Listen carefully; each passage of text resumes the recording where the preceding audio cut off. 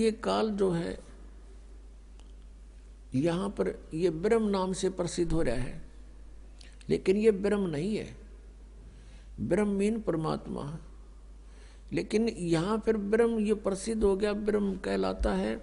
इसलिए उस complete God को, उस पूर्ण परमात्मा को डिफाइन करने के लिए ये तीनों बताने पड़ गए, ब्रह्म, परब्रह्म और परम अक्षर ब्रह्म।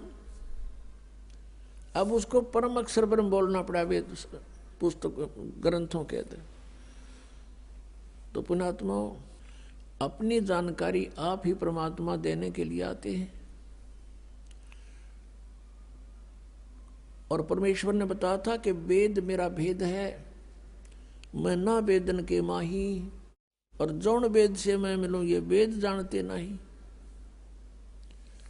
परमेश्वर ने कहा था कि वेद मेरा ही भेद है, मेरी जानकारी दे रहे हैं, और मैंने ही सारी सृष्टि रची है, इस ब्रह्म की उत्पत्ति भी मैंने ही की है। तो उस जानकारी को देने के लिए परमात्मा यहां स्वयं सतलोक से गति करके आते हैं। ये परमात्मा प्रत्येक युग में आते हैं। सतयुग में परमेश्वर का नाम सत सुकृत रहता है। त्रेता में मुनिंद्र नाम से परमात्मा प्रकट होते हैं। द्वापर में करुणामय नाम से परमेश्वर एक लीला करते हैं, जो बालक रूप धारण करके, शिशु रूप धारण करके फिर धीरे धीरे बड़े होते हैं, जनसाधारण जैसी लीलाएं करते हैं। ऐसा वेदों में लिखा है कि वो परमात्मा प्रत्येक युग में एक शिशु रूप धारण करके नीचे आते हैं और धीरे धीरे बड़े होते हैं। और प्रत्येक, जैसे आम व्यक्ति जनसाधारण अपने हाथों से निर्वाह करके गुजारा करता है, निर्वाह करता है अपने सब कर्म करता हुआ, ऐसी वो लीला करता है। और साथ में वो तत्वदर्शी संत की भूमिका भी करता है। तो वो परमात्मा कलयुग में अपने वास्तविक नाम से आए थे, कबीर नाम थे, कबीर नाम थे। आपको बहुत बार कथा सुनाई है, जब द्वापर युग में परमात्मा आए हुए थे कबीर जी, यानी परम अक्षर ब्रह्म, अपनी लीला करने के लिए। उस समय वो जब शिशु रूप धार करके एक तालाब के अंदर कमल के फूल पर विराजमान हुए, वहां से उनको एक वाल्मीकि दंपत्ति जो निसंतान थे वो उठा ले गए थे। द्वापर युग में परमात्मा की परवरिश एक वाल्मीकि परिवार के घर पे हुई थी, और वहां उनका ही एक मित्र था, उन परमात्मा का एक, वहीं वाल्मीकि उस समुदाय के अंदर एक सुदर्शन नाम का बहुत अच्छी आत्मा का भगत था, वो परमात्मा का शिष्य हुआ था। और सुदर्शन जी के माता पिता, उन्होंने परमात्मा कबीर जी की बात को स्वीकार नहीं किया था। सुदर्शन जी बहुत अच्छे परमात्मा को अच्छी तरह समझ चुके थे, अपने माता पिता से भी बहुत बार प्रार्थना करते थे। लेकिन बात यह आ जाती है कि घर का जोगी जोगड़ा, बाहर का जोगी सद, क्योंकि वो उसी कॉलोनी में रहे भगवान, वाल्मीकि के घर में जन्म, तो उसको भगवान मानना हंसी खेल नहीं। बिना ज्ञान के भगवान की पहचान हो नहीं सकती, वो नहीं माने।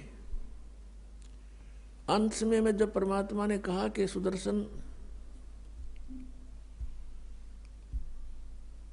उसके माता पिता शरीर छोड़ गए, लेकिन भगवान से उपदेश नहीं लिया। तब सुदर्शन जी के जाने का समय आया, तब परमात्मा वहां पहुंचे कि सुदर्शन, सतलोक की तैयारी है बेटा, अग्जिक की तैयारी है। आपने ज्ञान ऐसा दे दिया, इसे गंदे लोक में फिर पैर फंस गया तो दाता क्यों करीब सूत में नहीं आओगी। ठीक है बेटा, एक बात बता, तेरी कोई इच्छा तो नहीं है, क्योंकि इच्छा सबसे बड़ी दुश्मन है इस जीव की, वापस ला फंसाओगी।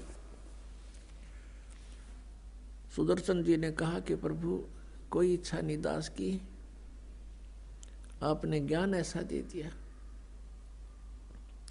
कुछ देर के बाद कहता है, भगवान एक प्रार्थना है इस दास की। मेरे माता पिता बहुत ही अच्छी आत्मा के थे, बहुत ही नेक थे। हे परमात्मा, उन्होंने आपका नाम नहीं लिया। हे दाता, वो इस काल के जाल में फंस गए। और मेरी एक थोड़ी सी प्रार्थना आपसे, उचित समझो तो प्रभु स्वीकार करना, उनको पार करना प्रभु, किसी जन्म में उनको पार करना। अब परमात्मा ने सोची यू भी फंसेगा ही, अब यू भी रहेगा यहाँ पर। मुश्किल से एक निकालन की सोची थी काल के जाल से, यू भी फंस गया। यह भी कमजोरी ये है। एक बुजुर्ग व्यक्ति डॉक्टर के पास चला गया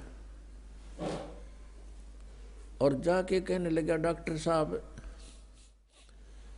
मेरी कमर दुख है। डॉक्टर ने देखा अस्थि पिंजर सा रह बुढ़ेगा, वो कहने लगा, बाबा यह कमजोरी है, वीकनेस है ये शरीर में। फिर कहता मैं खड़ा होता हूं तब चक्कर आता है। डॉक्टर बोला कमजोरी है। मेरी पिंडी भड़के हैं, मेरी पिंडियों में दर्द होता है, पिंडलियों में। डॉक्टर बोला कमजोरी है। अब इस बात पे वो बूढ़ा नाराज हो गया। ने बोला तू डॉक्टर है गम चक्कर, एक के बाद जाने कमजोरी है कमजोरी है कमजोरी है। अब वो डॉक्टर ने बोला बाबा यह भी कमजोरी है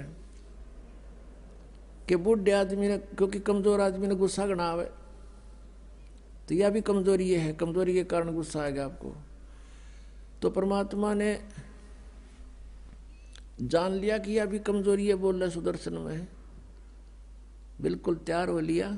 और यह इच्छा बीज फिर रख दिया काल ने। परमात्मा कहते हैं इच्छा दासी जम की, या खड़ी रहे दरबार, और पाप पुण्य दो वीर हैं, या सतखसमी नार। अब जैसे हमने यहां से चलना है, हम पुण्य कर रहे हैं, पुण्य अति आवश्यक है। और ये पुण्य एक ऐसा आपका जहाज बनेगा साथ में, क्योंकि सब सहयोग होता है मंत्र का भी। जहाँ तक इस पुण्य का काम है, ये पुण्य वहाँ तक आपको मदद करेगा। लेकिन वहाँ जाकर इस पुण्य की तरफ नहीं देखना आपने, क्योंकि वहाँ चलने के बाद जहाँ अकाउंट होता है वहाँ खड़े रहते हैं दूत काल के। और यूँ कहेंगे अगर तेरी तो बहुत कमाई है, ओहो तू तो भाई, आप तो जो है ना ऐसे विष्णु लोक में देवता बन सकते हो, आप तो ब्रह्म लोक में ऐसे बन सकते हो, आप तो 10 जन्म तो इंद्र के पा सकते हो, ये पुण्य के कारण। तो वहाँ आपने ये पुण्य भी नहीं रखना, ये पुण्य भी हमारा दुश्मन वहाँ होगा, यहाँ नहीं। यहाँ तो आपकी बहुत हेल्प करेगा। तो वहाँ जाकर ये पुण्य की तरफ भी आपने नहीं देखना, कामना ना बनना। कहते इंद्र दा राज कागदा बेस्टा ना भोगा इंद्राणी नू। इतनी हेट हो जाए यहाँ के लोग की के वहाँ इंद्र बन गया फिर गधा बनेंगे आकर के। ये बातें याद रखने की है। परमात्मा ने सोचा कि ये बालक भी रह गया यहीं पर, क्योंकि परमात्मा का और काल का एक वार्तालाप होया था। तब इस काल ने, परमात्मा अपने पुत्र के रूप में खड़े थे वहां पर, वो समझ नहीं सका कि ये भगवान है या सहजदास है या जोग जीत है। कभी परमात्मा किसी रूप में आ जाते हैं, कभी किसी के रूप में। तब उसने कहा था कि 3 युगों में जीव कम ले जाना प्रभु। 3 युगों में, सतयुग त्रेता द्वापर में कम जीव ले जाना, और चौथा युग जब कलयुग आवे तब तव शरण जीव बहु आवे। ऐसा वचन हर मोय दीजे, तब तुम गवन संसार ही कीजे। तो 3 युगों में जीव कम ले जाना और चौथे युग में कितने ही जीव ले जाना, ऐसा प्रतिज्ञा परमात्मा से ले ली थी। भगवान ने कह दिया था ठीक है। पर परमात्मा भी जान थे कि ये 3 युगों में ये भक्ति को नहीं करें, क्योंकि सतयुग त्रेता द्वापर में अच्छी आत्माएं होती हैं, मजबूत शरीर होता है, पिछले पुण्य साथ होते हैं, और कोई भी साधना वो कर रहे हैं उनको पिछले पुण्यों से लाभ होता ही रहता है, तो ये सोचते रहते हैं कि जो साधना मैं कर रहा हूँ वही उसी से मुझे पुण्य हो रहा है, ये लाभ हो रहा है। तो इसलिए परमात्मा ने ये चौथा युग चुना था कि चौथे युग तक ये खाली हो लेंगे, कति खोखे हो जाएंगे, पुण्य इनके साथ रहे नहीं, इनकी ब्रान माटी होगी और ये साधना भी कर रहे होंगे डुप्लीकेट काल की प्रोड्यूस की हुई, इनसे उनको कोई लाभ नहीं होगा। और फिर हम जाएंगे या अपना कोई दास भेज देंगे, अपना प्रतिनिधि, और फिर पावर मालिक की काम करती है, हम इनको सुख देंगे, ये पहचान देंगे भगवान कौन है और छोड़ देंगे उन नकली साधनाओं को। तो इस दृष्टिकोण से परमात्मा ने वहां सोचा था कि मुश्किल से तो एक युग तैयार कराया था और ईब यो भी गोडे टेक ज्ञानों के आगे मन में दोष तो आ ही लिया। अब उस सुदर्शन जी को ये विश्वास था कि यदि परमेश्वर ने एक बार हाँ भर ली तो मेरे पिताजी पार ही होंगे, माता पिता। तो परमात्मा ने कहा ठीक से बेटा, चिंता ना कर, तेरे माता पिता को मैं पार करूंगा, पर उन्होंने गलती तो बहुत करी, लेकिन मैंने तेरे से वचनबद्ध हो गया। मैं आप पे कह दी भगवान ने, नहीं तो वो कहता परमात्मा ने सोची थी वो डूबेगा। तब उसको एकदम शांत हो गया, हे भगवान बड़ी दया करी, हे परमात्मा बड़ी रजा करी। अब वो तो